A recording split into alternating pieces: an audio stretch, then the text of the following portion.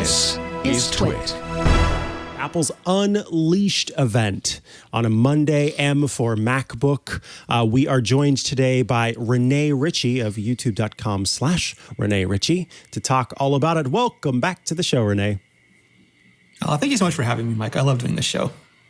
Well, we are happy to have you here and happy to get into it. Apple kicked off the event. It was funny to Leo's concern with a conversation about music. He thought, "Oh no, if they're talking about this, what are they gonna get to the MacBooks? Are there MacBooks?" We got to that later, but we did want to start off with some of the hardware announcements that were made at the beginning. First, let's just get the HomePod Mini out of the way. It comes in new colors. Are you excited about that? It comes in colors. Well, you and I both have big HomePod Mini love. And I think this is, it probably should have come, I hate saying that, but it probably should have come in colors because that matches Apple's consumer strategy. They're making colorful everything at the consumer end now. So this just feels like a completion rather than anything really new. Yeah, definitely. Sort of filling in the gaps. If they would have made a green one, I would have spent all of my money on it's half the iMac colors. Exactly. Where's the rest of the iMac colors? Maybe those will come later. I hope. We'll see. I want purple. But that would be really sharp. I'd like that. Yeah. Moving right along, the next thing was something that had been long rumored, which was a new iteration of and a new generation of AirPods. This is the standard AirPods, not AirPods Pro. These are the third generation AirPods, and Apple actually is selling these along with the second generation AirPods, the more standard ones, I believe at $129. These ones come in at $179, $249 for AirPods Pro, and then way too much money for the AirPods Max. But can you tell me a little bit about these AirPods, sort of especially what differentiates them from AirPods Pro? Because you look at them and the design looks pretty similar to AirPods Pro, but there is a difference here.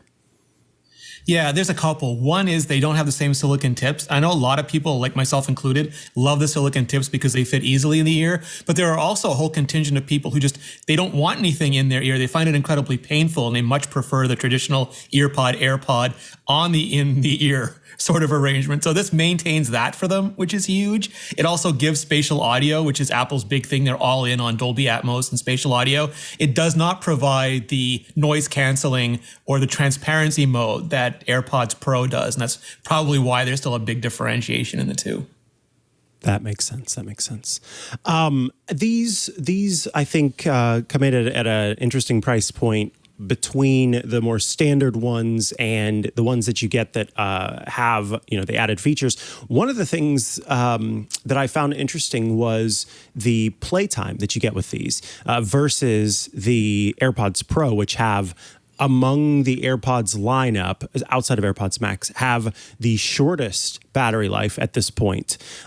Is that because of all the processing that goes on with the AirPods Pro, and sort of where do these come in terms of the processing that's built into them? Because I think a lot of folks will probably remember this adaptive EQ and the microphones that are listening both inside and outside of your ear with the AirPods Pro. Do these do some of that listening, and how does that work? Yeah, so Apple has what they call an H1 chip in these, and H1 is a 10 audio core. It's not like a CPU core, but it's an audio processing core. AirPods Pro use 10 of those cores because they do the active noise cancellation and the transparency mode. These don't use quite as much. These are somewhere in between, I think, the original AirPods 2, and AirPods Pro. But they do things like they have a new sensor that doesn't just detect proximity, but detects skin, and it can handle a wide range of pigmentations. So if you take it out and put it on a table, it knows that it's not in your ear still. So it has better power savings on top of that. And also because it's not doing all the noise cancellation, it's much lighter on the battery usage. So you get that extended time out of it. Okay. That makes sense. And then we've got the big things, both literally and figuratively. A redesigned MacBook Pro in 14-inch and 16-inch models with a huge step up in chip design. And these, the M1 Pro and the M1 Max, I think a lot of people thought of this next generation sort of being an iteration on what came with Apple's first silicon. But tell us more about these chips and how much of a sort of boost and next gen we're getting with this round of devices. Yeah, it's interesting. Like, one of the things that Apple has done so well is that my big concern when they started making their own silicon is they'd become essentially a silicon vendor like a Qualcomm is. They would just have Apple Watch as a client, and iPhone as a client, iPad, MacBook as a client, and that would destroy all the efficiencies that they had. But what they did instead was a scalable architecture. So you have like A13 cores in the Apple Watch. Now you have A14 cores in the MacBook and the MacBook Pro, and you have A15 cores in the iPhone and the new iPads. And it allows them to sort of get the maximum they can out of all of their generational chipset designs. And what we're seeing here is basically an M1, two M1s kind of strapped together. And that's not trivial. It's like saying, I want a faster car. Can you just tie these two cars together? And there's a myriad ways that could go horribly, horribly wrong. So a lot of the work that went in here was being able to double the amount of wheels, double the amount of engines, but make them actually work together so they're not just tearing themselves apart the entire time. Yeah, that makes sense. These processors are 2 and 3 times larger, actual physically, and definitely seem to be kind of the next design, the next iteration. Do we think that so Apple announces the M1, and then now we've got the M1 Pro and the M1 Max. If you could sort of look into the future, is the M2 going to be an iteration on that M1 chip, do you think? Or is M2 going to be an iteration on this, M1 Pro, M1 Max design? Is it going to, do you think it'll go kind of M1, M1 Pro, M1 Max, and then we'll have M2, M2 Pro, M2 Max as we continue to see these generations play themselves out? If you had to guess, of course, at the strategy there. Yeah. For sure. Well, to your first point, I mean, one of the AnandTech tweets, I always love how AnandTech looks at these things. They said there's 57 billion transistors in the M1 Max, which is, I think, as much, if not more, than NVIDIA's Ampere, which is like king of the amount of transistors, but at 5 nanometers, so it's way, way smaller. And I think what's going to happen is Apple's really good at doing the scalable architecture. So M1 is based on the A14, the chip in the iPhone 12. It's what we would have called an A14X in the old days, but it has a bunch of extra things to go along with that.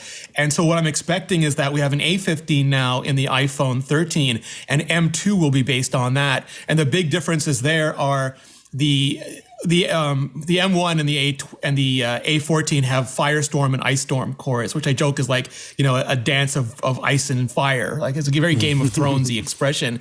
But the A15 has Blizzard and Avalanche, and I think those are just beyond cute names. That shows that it's a much cooler chip. They doubled the cache size. They did increase frequency on the performance cores, but they increased the efficiency cores by, I think, up to 30% in terms of power, and the GPUs are much more powerful. So I'm guessing M2 will be the ultra low power version. It'll be basically an A15X, and that'll go into the next MacBook Air. And then we'll see, because Apple didn't make X chips every generation. There was an A10X, but no A11X, an A12X, but no A13X. So whether they do the Pro and the Max version every year, I don't know. Maybe those will be every 2 years. Maybe they'll be every year. I think a lot of it's going to be how fast they need to rev on these products. That makes sense. Anything that, of course, during the event, you get a lot of detail that pours in and pours out. Now that you've had time to sort of digest, at least early, the event and some of the stuff that was announced, any sort of tidbits or things that have stuck out to you that you wanted to mention having to do with these new MacBook Pros in particular? Yeah, I mean, one of the things that's most exciting to me, I always love it when you only have to choose size. Like when the bigger iPhone has better cameras, I don't like it because I don't always want to have to get the bigger iPhone. And what I really like here is that Apple has the 14-inch and the 16-inch, and they pretty much have the same capabilities. You can get a binned-down version of the M1 Pro if you don't want to spend as much money. You don't think you need all of those 10 cores. Like, you can get an 8-core version instead, and a reduced GPU core version if you want to. But if you get the pure M1 Pro or the pure M1 Max, that comes in the 14 or 16 inch. Unlike the iPad Pro, where you didn't get a mini LED display in the smaller one, you get mini LED in both of these. Literally feature by feature, you can choose the bigger version or the smaller version. And like, you may get, if you fire every core, if you fire all 32 graphics cores, maybe the 16 has a bigger thermal envelope and will get you a little bit longer sustained performance. But otherwise, like you can basically just choose your size. And I always find that just way better options. Yeah, I agree 100%. That is very nice that you don't have to sort of settle just by getting the smaller one whenever it comes to power, because same thing applies with iPhone. For me, I'm okay with that bigger phone, but for folks who, they want to go the smaller one, but they want the features of the big one, that does kind of stink. So it's been nice having that when Apple occasionally does do that. Rene Ritchie, of course, I want to thank you so much for joining us today to talk about the Apple event, a quick walkthrough of what Apple announced, and we appreciate those tidbits there at the end. Of course, folks can head to youtube.com/Rene Ritchie to follow along. Anything you want to plug or any place you want folks to go to follow you online? MacBreak Weekly, right here on TWiT, where Leo, Andy, Alex, and I get into the absolute best and most loving argument possible every week. Indeed. That is a good way to put it. All right, Rene Ritchie, thanks so much, and we'll see you again soon. Thank you, Rene. Thank you so much. Thanks, Jason. Thanks, Mikah.